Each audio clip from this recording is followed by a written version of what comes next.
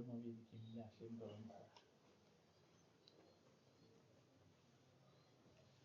ಪರಮ ಪೂಜ್ಯ ಸಮರ್ಥ ಶಿವಾನಂದಪ್ಪನವರು ಹಾಗೂ ಪರಮ ಪೂಜ್ಯ ಬಸವರಾಜಪ್ಪನವರು ಪವಿತ್ರವಾದ ಪಾದವನ್ನು ಸಲ್ಲಿಸುತ್ತಾರೆ. ಈ ಕಾರ್ಯಕ್ರಮಕ್ಕೆ ಆಗಮಿಸಿದಂಥ ಎಲ್ಲ ಪೂಜ್ಯರು ಅನ್ನಪೂರ್ಣೆಗಳನ್ನು ಸಲ್ಲಿಸುತ್ತಾರೆ.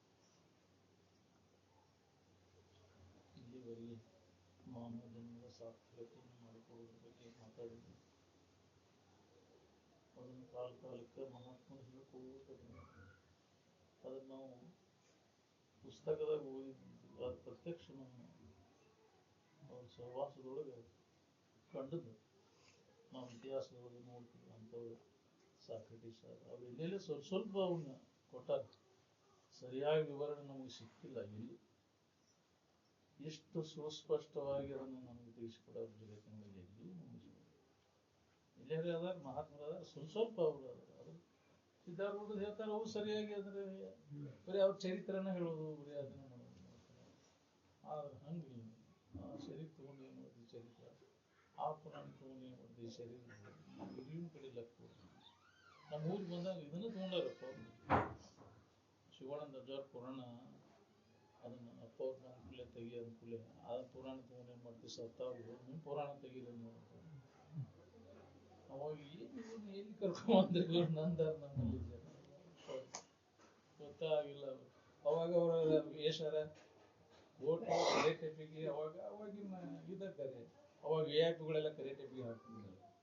ಅವಾಗ ಆಗಿಂದ ಒಂದು ಇದು ಅಪ್ಪ ಅವರೆಲ್ಲ ಸ್ವಾಮಿಗಳು ಅಂತಾರು ಎಲ್ಲಿದ್ದಾರೆ ಸ್ವಾಮಿಗಳು ಹಿಂಗೆ ಅವರು ಪುಸ್ತಕ ತೆಗೀರಿ ಪುರಾಣ ರೀ ಶಿವಾನಂದ ಅವ್ರ ಪುರಾಣ ತಗೊಂಡು ಪುರಾಣ ತೆಗಿ. ಅದಕ್ಕೆ ಹಿಂಗೆ ನಮಗೆ ನೇರವಾಗಿ ನಮ್ಮ ಇರುವಿನ ನೆನಪು ತಂದು ಕೊಡುವಂತಹ ವಿಚಾರಗಳು ಎಲ್ಲಿ ಸಿಗೋದಿಲ್ಲ. ನಮಗೆ ಎಲ್ಲಿ ಅಡ್ಡಾಡಿದ್ರು ಸಿಗೋದಿಲ್ಲ. ನಮಗೆ ಬರೀ ಆ ನಾಮರೂಪಗಳ ಸ್ಮರಣೆ ಮಾಡಿ ಏನ್ ಮಾಡ್ತೀವಿ ಅವು ತೋರಿಡಕ್ತವ. ಅದನ್ನ ಅವಲಂಬನ ಮಾಡಕ್ ಹೋಗಬೇಡ. ಇದ್ದ ವಸ್ತುವಿನ ಕಡೆ ಲಕ್ಷ ಕೊಡು. ಯಾವಾಗಲೂ ಇದ್ದದ್ದು ಏನೈತಿ ಅದು ಏನೂ ಆಗಿಲ್ಲ ಅದ್ರ ಕಡೆ ಲಕ್ಷ ಕೊಡು. ಅದನ್ನ ತಿಳ್ಕೊಂಡಾಗ ನಮ್ಮ ಜನ್ಮ ಸಾಕು. ಈ ತೋರಿಡಬಹುದು ನಾಮರೂಪಗಳು ಬೆನ್ನೈತಿ ಅವುಗಳ ಸ್ಮರಣೆ ಮಾಡುವುದು ಏನೂ ಇಲ್ಲ. ನಾಮರೂಪಗಳ ಸ್ಮರಣೆ ಪುಣ್ಯ ಸ್ಮರಣೆ ಅಲ್ಲ. ಅದಕ್ಕೆ ಆಧಾರವಾಗಿರ್ತಕ್ಕಂಥ ಇರುವಿನ ಸ್ಮರಣೆ ಅದೇ ಅವರ ಯಾವಾಗಲೂ ಇದ್ದ ಇರುವಿನ ಸ್ಥಿತಿ. ನಾವು ಅದೇವಿ ನೀವು ಅದೇ. ನೀವು ನಾಮರೂಪ ಅಲ್ಲ ನಾನು ನಾಮರೂಪ ಅಲ್ಲ. ಅದ್ರ ಕಡೆ ಲಕ್ಷ ತೋರಿಡಲ್ತವು ಕಲ್ಪಿತ ನಾಮರೂಪಗಳು. ಅದಕ್ಕೆ ಆಧಾರವಾಗಿರ್ತಕ್ಕಂಥ ಇರುವೇನೈತಲ್ಲ ಯಾವಾಗಲೂ ಇದ್ದದ್ದು ಅದ್ರ ಕಡೆ ಲಕ್ಷ ಕೊಟ್ಟಾಗ ನಮಗೆ ಸಮಾಧಾನ ಶಾಂತಿ ಸಿಗ್ತದೆ. ಯಾವಾಗಲೂ ಅದರ ಅಭ್ಯಾಸ ಅದನ್ನು ಕುರಿತ ಶ್ರವಣ ಮಾಡೋದು ನಿಧಿಧ್ಯಾಸನವನ್ನು ಮಾಡೋದು. ಅದೇ ಆತ್ಮ ಅದೇ ನೀತಿ. ಅದನ್ನ ನಾವು ಮಾಡಬೇಕಾಗಿದೆ ಅಭ್ಯಾಸ. ಅನ್ಯದನ್ನು ಕುರಿತು ಚಿಂತನೆ ಮಾಡೋದು ಬಿಡಬೇಕು. ಇದೇ ನಮ್ಮ ಕರ್ತವ್ಯ ಅಂತ ಪದೇ ಪದೇ ಅವರು ಜೀವ ಆ ಶರೀರ ಬಿಡುವವರೆಗೂ ಅಪ್ಪ ಅವರು ಅದನ್ನ ಲಕ್ಷಿಸಿನ ಏನಾದ್ರು ಮಾತಾಡಿ ಏನ್ ಓದಿದ್ರೆ ಓದ್ಬೇಕು ಅದ್ರ ಬಗ್ಗೆ, ಕೇಳಿದ್ರೆ ಕೇಳ್ಬೇಕು ಅದ್ರ ಬಗ್ಗೆ, ಏನ್ ಮಾತಾಡೋದು ಅದ್ರ ಬಗ್ಗೆ. ಆತ್ಮವಾರೇ ದೃಷ್ಟವ್ಯೋ ಶ್ರೋತವ್ಯೋ ಮಂತವ್ಯೋ ನಿಧಿಧ್ಯಾಸನ. ಆತ್ಮನನ್ನು ಕುರಿತು ಶ್ರವಣ ಮಾಡು, ಮನನ ಮಾಡು, ನಿಧಿಧ್ಯಾಸನವನ್ನು ಮಾಡು. ಸುಳ್ಳ ವೇಳೆ ಕಳೆಯಕ್ಕೆ ಹೋಗಬೇಡ. ವ್ಯರ್ಥ ವೇಳೆ ಕಳಿಬೇಕು. ಆತ್ಮ ನಾಮರೂಪಗಳನ್ನು ನೆನಪು ಮಾಡ್ಕೊಂತ ದೇವ್ರ ಪೂಜೆ ಮಾಡಿ ಅದಕ್ಕೆ ವೇಳೆ ಯಾಕೆ ಕಳಿತೀವಿ? ಸುಳ್ಳ ವೇಳೆ ಕಳಿತೀವಿಲ್ಲ. ಅಲ್ಲಿ ದೇವರದಾನ ಇಲ್ಲದ ಕಲ್ಪಿತ ದೇವತೆಗಳನ್ನು ಕಲ್ಪಿಸ್ಕೊಂಡು ಅವು ಪೂಜಾದಿಗಳನ್ನ ಮಾಡ್ಕೊಂಡು ಯಾಕೆ ವೇಳೆ ಕಳಿತೀವಿ? ಅದಕ್ಕೆ ಹೂ ಏಸಿನ ಪತ್ರಿ ಏಸಿನ ಅದಕ್ಕೆ ಹೇಳಿದ್ದವರು ಸುಳ್ಳ ವೇಳೆ ಕಳೆದ ಯಾಕೆ ಸತ್ತೋಗಿದೆ? ಸುಮ್ಮನೆ ಕಾಲವನ್ನು ಕಳೆದು ಸಾವುದು ಉಚಿತವೇ? ನಂಬಿ ನಿಜವನ್ನು ಮುಕ್ತಿ ಪಡೆಯಿರಿ ಮನುಜನ. ನಿಜವಾದದ್ದನ್ನು ನಂಬು. ನೀನು ಹೊಡಿಲಿಲ್ಲ ಅಂದ್ರೆ ಬಲ್ಲವನ್ನು ಕೇಳ, ಕೇಳಿ ಅದನ್ನ ಆ ಸ್ಥಿತಿಯನ್ನು ಪಡ್ಕೊಂಡು ಈಗ ಮನುಷ್ಯನ ಜನ್ಮಿದ್ದಾಗ ಈ ಕೆಲಸ ಮಾಡಿ. ಸುಳ್ಳ ಯಾಕೆ ವೇಳೆ ಕಳಿತಿ ಅಂತಂದ್ರೆ ಸುಳ್ಳ ಎಷ್ಟು ಜನ್ಮ ಕಳೆದಿ? ಎಷ್ಟೋ ಜನ್ಮಗಳ ಹೋಗ್ಯಾವ. ಲೆಕ್ಕಿಲ್ಲದಷ್ಟು ಜನ್ಮಗಳನ್ನು ಕೇಳ್ಯಾರ. ಭೂಮಿ ಕುಟ್ಟಿ ಪುಡಿ ಮಾಡಿ ಅಣು ಪರಮಾಣುಗಳಾಗಿ ಎಷ್ಟೆಷ್ಟು ಶರೀರ ಧಾರಣ ಮಾಡಿ ಅನ್ನ ಧರಣಿಯನ್ನೆಲ್ಲವೂ ಸನ್ನಿಸಿ ಧೂಳಿ ಮಾಡಲು ಪರಮಾಣುಗಳ ಗಣಿತನಿತ ದೇಹವನ್ನು ಧರಿಸುತ್ತಾ ಇನ್ನೊಂದೊಂದು ಜೀವರ ಬಶೀರೊಳು ಬಂದು ಮತ್ತು ಅದ್ರಾಗ ಹೋಗ್ಬೇಕಂತೀಯಲ್ಲ, ಅದ್ರಾಗ ತಿರುಗ್ಬೇಕಂತೀಯಲ್ಲ, ಇನ್ನ ನಿನಗೆ ಸಾಕಾಗ ಇನ್ನು ಮ್ಯಾಗಾರ ಎಚ್ಚರಾಗು. ನೀನ್ ಯಾರು, ನಿನ್ನ ಸ್ವರೂಪ ಅಂತದ್ದು ಐತಿ ಅನ್ನೋದನ್ನ ಅನುಭವಿಸು. ಇದು ಮನುಷ್ಯನ ಜನ್ಮಕ್ಕೆ ಬಂದಾಗ ಈ ಲಾಭ ಮಾಡಿತು. ಜನ ಮಾತ್ರ ಮಾಡ್ಕೊತ ಬಂದೇವಿ ಎಲ್ಲ. ಬರೀ ವಿಷಯದಿಂದ ಸಂಪರ್ಕಕ್ಕೆ ಹೋಗ ಯಾರಿಗೂ ಸುಖ ಶಾಂತಿ ಕೊಟ್ಟಿಲ್ಲ. ಬರೀ ಅದಕ್ಕಾಗಿ ನಾವು ಪ್ರಯತ್ನ ಮಾಡಿದ್ವಿ, ಎಲ್ಲ ವ್ಯರ್ಥ. ಇದಕ್ಕಾಗಿ ನಮ್ಮ ನಿಜವನ್ನು ತಿಳ್ಕೊಳಕ್ಕೆ ನಾವು ಪ್ರಯತ್ನ ಮಾಡೇ ಇಲ್ಲ.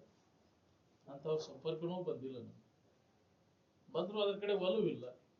ಒಲವು ಆಗ್ಬೇಕಾದ್ರೂ ಹಿಂದಿನ ಜನ್ಮದ ಪುಣ್ಯ ಬೇಕು ಅಂತ ಹೇಳ್ತಾರೆ. ಅವ್ರು ಹೇಳಿದ ಮಾತಿನ ಕಡೆ ನಾವು ಒಲವು ಆಗ್ಬೇಕಾದ್ರೂ ಅದು ಪುಣ್ಯ ಬೇಕು. ಪುಣ್ಯ ಇದ್ರೆ ಅಂತ ತಿಳ್ಕೋಬೇಕು, ಅದನ್ನ ಒಲವು ಮನನ್ ಮಾಡ್ಬೇಕು. ಹಂಗೆ ಕೇಳಿ ಎದ್ದು ಹೋಗ್ತೀವಿ. ಇಷ್ಟು ವರ್ಷ ಆದ್ರೂ ಅದನ್ನ ಮಾಡೇ ಹೋಗ್ತಾನೆ. ನಾವು ಅದನ್ನ ಫಲ ತಿರುಗಿ ಅವ್ರು ಏನ್ ಹೇಳಿದ್ರು ಅನ್ನೋದನ್ನು ಹೊಳ್ಳಿ ತಿರುಗಿ ಮನನ್ ಮಾಡೋಕೆ ಪ್ರಯತ್ನ ಮಾಡಿಲ್ಲ. ಆ ಪ್ರಯತ್ನ ಅದು ಮಾಡ್ಬೇಕು. ಒಲವು ಆಗ್ಬೇಕಾದ್ರೂ ಅದು ಹಿಂದಿನ ಸುಕೃತಿ ಇದ್ರೆ ಆಗ್ಬೇಕು. ಮನನಕ್ಕೆ ಕೂಡ್ಬೇಕಾದ್ರೆ ಮನನ ಮಾಡಿದಾಗ ಲಾಭ. ಇಲ್ಲ ಅಂದ್ರೆ ಕೇಳಿದ್ರೆ ಬರೀ ಕೇಳಿ ಬಿಟ್ಟು ಅವ್ರು. ಎಷ್ಟು ವರ್ಷ? 40 ವರ್ಷ ಆಗ್ತೇನೆ, 45 ವರ್ಷ ಆಗ್ತೇವೆ ನಾವು ಕೇಳಾಕೈತಿ. ಕೇಳಿ ಬಿಟ್ಟು ಮಾಡ್ಬೋದು. ಅದನ್ನ ಅನುಭವಕ್ಕೆ ಹೋಗ್ಬೇಕು. ಮನನ್ ಮಾಡಾಕತ್ತೀವಿ. ಮನನ್ ಮಾಡ್ಕೊಂಡು ಭೇಟಿ ಮಾಡ್ಕೊಂಡಾಗ ಲಾಭ ಐತೆ. ಅದನ್ನ ನಾವು ಮಾಡ್ಕೋಬೇಕಾಗಿತ್ತು. ಅದೇ ನಾವು ಕೆಲಸ. ಉಳ್ಕಿದ್ದೆಲ್ಲ ಬರೀ ಹೇಳೋದು ಮಾತಿನ ಜ್ಞಾನ ಆಗೈತಿ ಹೊರತು ಅನುಭವಕ್ಕೆ ತಗೊಂಡು ಉಳ್ಕೋಬೇಕು. ಅದು ಸ್ವಲ್ಪ ಒಂದು ಅಂಶ ಇದ್ರೆ ಸಾಕತ್ತಿತ್ತು. ಬಹಳಷ್ಟು ಮಾತಾಡೋಕ್ಕಿಂತ ಸ್ವಲ್ಪ ಮೌನದಿಂದ ಅದನ್ನ ಅನುಭವಕ್ಕೆ ತಗೊಂಡಿರಾಕ್ ಬರ್ತೈತಿ. ಕಂಡ ಹುಟ್ಟಿ ಕಾಲ ರೊಟ್ಟಿದಿಂದ ಹೊಟ್ಟಿ ಉರ್ಸೋದು ಬೇಕಾಗಿತ್ತು. ಸ್ವಲ್ಪ ಇದನ್ನ ಅನುಭವಕ್ಕೆ ತಗೊಂಡು ಉಳ್ಕೊಂಡ್ಬಿಡುದು. ಸ್ವಲ್ಪ ಮೌನ. ಬಹಳಷ್ಟು ಶಬ್ದಗಳನ್ನು ಬಳಸುವ ಅವಶ್ಯಕತೆನೇ ಇಲ್ಲ ಅಂತ ಹೇಳ್ಯಾರಪ್ಪ. 30 ಶಬ್ದಗಳ ಬಳಸುವುದರಿಂದ ನಮ್ಗೆ ಅನುಭವಕ್ಕೆ ಬರುವುದಿಲ್ಲ. ಅದನ್ನ ಅನುಭವಕ್ಕೆ ಹೋಗ್ಬೇಕಂದ್ರೆ ಯಾವ ಶಬ್ದ ಪ್ರಯೋಗನೂ ಇಲ್ಲ. ಆನಂದದ ಸ್ಥಿತಿಯನ್ನು ನಾವು ಅನುಭವಿಸ್ಬೇಕಂದ್ರೆ ಯಾವ ಶಬ್ದಗಳು ಅವಶ್ಯಕತೆ ಇಲ್ಲ. ಅಂಥ ಒಂದು ಉನ್ನತ ವಿಚಾರಗಳನ್ನ ಓಂಕಾರ ಸಂಬಂಧ ಸಹಿತ ಇಲ್ಲ ಅಂತ ಹೇಳ್ಯಾರಪ್ಪ. ಅದು ಕಲ್ಪಿತ. ಆ ಭಾವ ಸಹಿತ ಇಲ್ಲ. ಮೂಲ ಓಂಕಾರದು ಭಾವದೊಳಗಿಂದ ಅದು. ಆ ಭಾವ ಸಹಿತ ಅಡಗಿದಾಗ ನಿಮಗೆ ಅನುಭವ ಬರ್ತದೆ. ಅಂಥ ಒಂದು ಪರಿಶುದ್ಧವಾದಂತಹ ಸ್ಥಿತಿ ನಾವು ಅಂತಃಕರಣ ಅವನು ಎಲ್ಲ ಮನಸ್ಸಿನಾಗಿನ ಎಲ್ಲ ಹೋಗ್ಬೇಕಲ್ಲ. ಎಲ್ಲ ಕೇಳಿದ್ದು ಜನ್ಮಾಂತರ ಮಾಡಿದ್ದು ಎಲ್ಲ ನೆನಪುಗಳು ಬರ್ತಾವಲ್ಲ, ಅವನ್ನೆಲ್ಲ ಇಂತಹ ವಿಚಾರಗಳನ್ನ ಕೇಳಿದ ಕೂಡಲೇ ಇವೆಲ್ಲ ವ್ಯರ್ಥಪ ಅಂತ ಅಪ್ಪ ಅವರು ಹೇಳಿದ ವಿಚಾರಗಳನ್ನು ಕೇಳಿದ ಕೂಡಲೇ ನಾವೆಲ್ಲ ಸುಳ್ಳ ವ್ಯರ್ಥ ಇದ್ರಾಗ ಕಾಲ ಕಳೆದಿದ್ವಿ. ಆ ನಿಜವಾದದ್ದನ್ನ ನಮ್ಮ ಕಡೆ ಲಕ್ಷ್ಯ, ಅದ್ರ ಕಡೆ ನಮ್ಮ ಲಕ್ಷ್ಯವನ್ನು ಕೊಡ್ರಿ ಅಂತ ಯಾವಾಗಲೂ ಅದ ಎಚ್ಚರಿಕೆ ಕೊಡ್ಕೊತ ಬಂದ್ರಿ. ಎಚ್ಚರಾಗ್ರಿ, ನಿಮ್ಮ ನಿಜದ ಎಚ್ಚರಿಕೆಯನ್ನು ಮಾಡ್ಕೊರಿ.